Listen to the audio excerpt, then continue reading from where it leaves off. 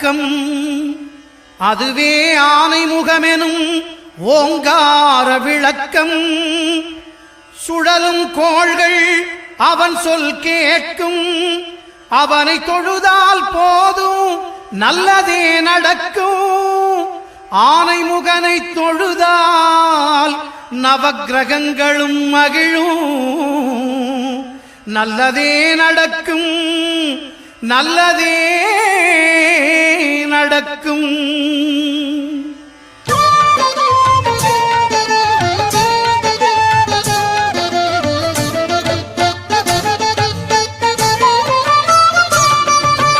ஒன்பது கோளும் ஒன்றாய் காண அங்கு கற்பகம் என்னும் கடவுளின் மெய்யில். ஒன்பது கோளும் ஒன்றாய் காண